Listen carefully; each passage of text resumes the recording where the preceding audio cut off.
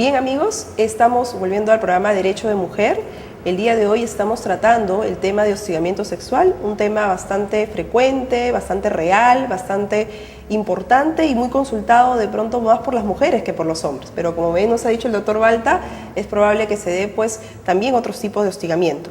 Bien, hemos puesto las películas que tratan de materia de hostigamiento. Me gustaría un breve comentario de ellas del doctor Balta para efectos de poder continuar con la entrevista. Bueno, son tres películas bien interesantes. La primera, que es Acoso Sexual con Demi Moore y Michael Douglas, es una película que se basa en la ficción, pero que es un libro de texto. Todos los elementos característicos del hostigamiento sexual están ahí. En segundo lugar está esta película con Charlize Theron, North Country, que es una película que se basa en hechos verdaderos. Es el primer caso importante, colectivo, en materia de hostigamiento sexual que hubo en los Estados Unidos. Es un hito en la legislación de ese país. Y en tercer lugar está la película sobre la historia de Kerry Ellison, que también es un caso verdadero. Finalmente se llegó a un acuerdo entre las partes, pero es un caso que también tiene sustento en hechos absolutamente reales ocurridos, ¿no? Si uno ve las tres películas se puede dar una idea bastante clara de lo que es el hostigamiento y su regulación en Estados Unidos, que es el país de donde emanó todo esto finalmente, ¿no? Claro, justamente a propósito de las películas y un poco para saber cómo estamos nosotros como país situados en esta materia. En otros países el tratamiento del hostigamiento sexual es más drástico, es más severo, ¿hay más denuncias de parte de las víctimas afectadas o es la misma situación? No, sin duda. Digamos que estamos bien y mal. Bien en el sentido de que el marco conceptual de qué cosa es el hostigamiento y los dos tipos de hostigamiento son iguales. En verdad, la legislación en materia de hostigamiento sexual es un enlatado que sale de los Estados Unidos en la década del 70 y que muchos otros países la han acogido, con excepción de Francia. Los franceses y los americanos siempre se distinguen. Pero acá en Chile, en Puerto Rico, en Costa Rica, en Europa, las legislaciones o los conceptos son básicamente los mismos. Estamos mal porque las consecuencias son diferentes. Acá en el Perú, uno básicamente se puede dar por despedido o puede accionar para el cese de la hostilidad si el acoso sexual es por chantaje. En el otro caso, básicamente no puede hacer nada. La ley no contempla un mecanismo salvo una medida disciplinaria contra el hostigador.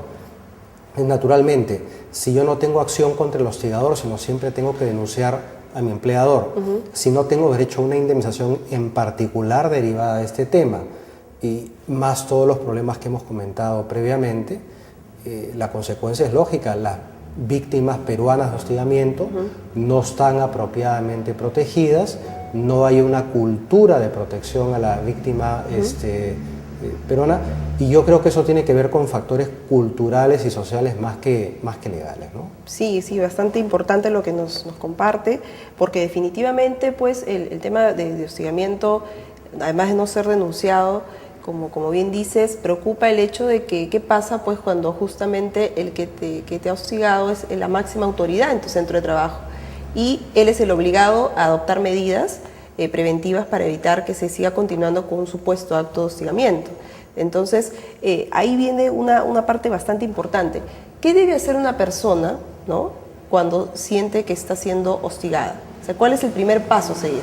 Bueno, todo empleador, por mandato legal, está obligado a tener un procedimiento preventivo interno en materia de hostigamiento sexual, que es obligatorio seguir a menos que el hostigador sea la máxima autoridad, naturalmente. Exactamente. Entonces, la primera recomendación es que estas personas hagan uso de este procedimiento preventivo interno. Muchos empleadores, cierto es, los grandes y normalmente aquellos que provienen de corporaciones internacionales, le dan mucha importancia a este tema y estos procedimientos preventivos internos funcionan. Ahora, si el resultado no fuera positivo en este procedimiento preventivo interno, y estamos hablando de un acoso sexual por chantaje, o sea, el que proviene del empleador o sus representantes, yo, trabajadora o trabajador, me puedo dar por despedido y reclamar la indemnización por despido, o puedo iniciar una acción judicial para que cese el acto de hostigamiento. Si estamos hablando más bien del otro tipo de acoso, el acoso sexual ambiental u horizontal, ahí no puedo hacer nada de esto, pero creo yo que vía acción de amparo o algún otro tipo de acción judicial podría yo accionar para que pueda yo trabajar en un ambiente de trabajo libre de este tipo de conductas aberrantes. Y algunas de las medidas preventivas que debería tomar el empleador en caso él no fuera el que estuviera hostigando pues, a una trabajadora, ¿cuáles son algunas de las medidas preventivas que debería adoptar? Bueno, por lo pronto el empleador tiene la obligación de capacitar a los trabajadores, que es una obligación que no suele cumplirse. En segundo lugar, existen obligaciones de pegar en lugares visibles del centro de trabajo ciertas políticas básicas del empleador prohibiendo el hostigamiento sexual, cosa que tampoco es frecuente y que el Ministerio de Trabajo tampoco fiscaliza. En consecuencia, el Ministerio le falta acá un rol. Hay un rol también de las organizaciones feministas que a mi modo de ver han relegado en su agenda el tema del hostigamiento sexual. Sería momento de darle prioridad a este tema. Y finalmente, como digo, el empleador tiene la obligación de tener este procedimiento preventivo interno, de reparar aquellos daños que se cometan a las víctimas, de evitar que los efectos del acoso continúen luego de este concluir. Claro, imaginemos que si una trabajadora que es hostigada, ¿no? O un trabajador, como bien puede ser, está compartiendo el mismo espacio físico que el hostigador, el empleador puede válidamente retirarlo de ese lugar y decirle pasas transitoriamente a otro puesto o suspenderlo a efectos de todavía determinar si hubo o no el acto de hostigamiento. ¿Puede hacer eso el empleador? Suspenderlo no, porque si lo suspende ya le está aplicando una sanción y luego no puede despedirlo si quisiera. Pero sí definitivamente puede reubicar naturalmente al hostigador, no a la hostigada. La hostigada es la víctima y ella no va a sufrir el perjuicio adicional de tener que ser recolocada en otro centro de trabajo. La película de Kerry Ellison precisamente toca este tema de una manera muy gráfica, ¿no? Pero sin duda el empleador puede rotar al presunto hostigador a las resultas de la investigación que se lleve a cabo, ¿no? Claro, porque recordamos justamente un caso conocido, ¿no? El que salió público, el caso de Cofopri, ¿no? En la cual una mujer entraba a los servicios y era pues estaba siendo filmada, grabada, valiéndose de cualquier medio la persona, el compañero de trabajo, para poder ver que obviamente una persona que quería ver cómo estaba ella en los servicios higiénicos, y eso vulnerando su intimidad.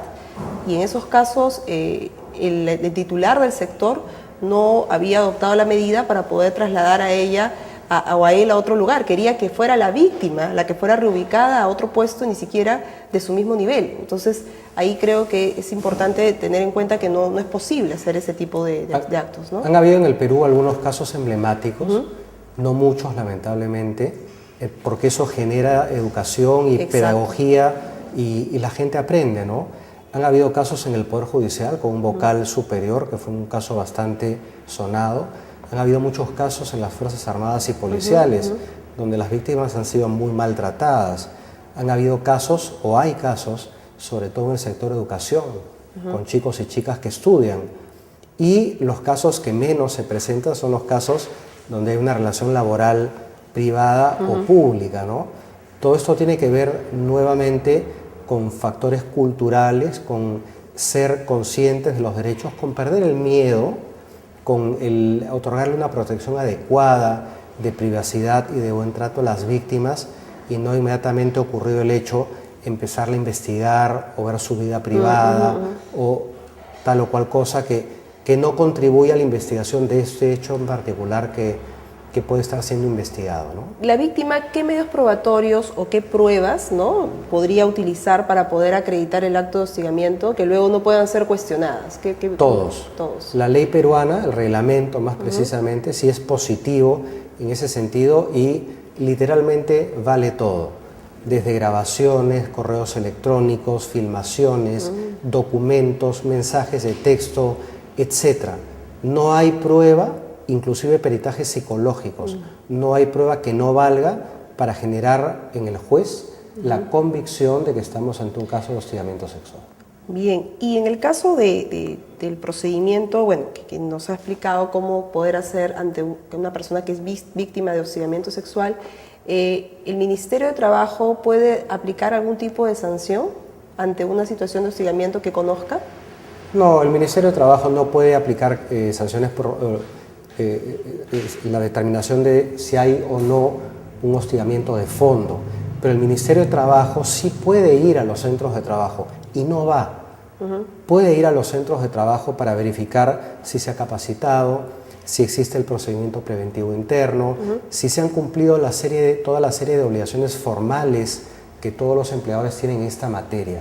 Pero la determinación finalmente de si hubo o no hostigamiento no corresponde al Ministerio, sino al Poder Judicial. Y finalmente, una última pregunta. ¿Qué pasa si la persona al final demandó una situación de hostigamiento que era falsa? Que en realidad había una relación amorosa de pronto, de pareja, y fue falsa. ¿Cuál es la consecuencia? Bueno, ese caso es típico, ¿no? Ese caso es absolutamente típico. Vamos a ver, si la denuncia se presentó con mala fe, esa persona, el denunciante o la denunciante puede ser despedida y además la persona denunciada puede demandarlo. Pero si la denuncia se presentó de buena fe y simplemente la víctima no estuvo en condiciones de probarlo, porque es muy difícil de probar el hostigamiento sexual, no pasa nada. Y el empleador tiene la obligación de proteger también a estas personas. Bueno, muchísimas gracias, doctor Balta, por su participación en nuestro primer programa de Derecho de Mujer. Estamos muy agradecidos, ha sido muy ilustrativa su explicación, muy dinámica. Todos vamos a querer compartir y rever esas películas que ha podido compartir con nosotros, y invitamos a todos, si tienen alguna pregunta, quieran hacer alguna consulta o quieran un poco ahondar más sobre el tema, a escribir en derechodemujer@emprendedorestv.pe para que puedan compartir de pronto alguna inquietud que tuvieran en el tema tratado el día de hoy. Muchísimas gracias, doctor Balta, por estar con nosotros el día de hoy. Un gusto, gracias.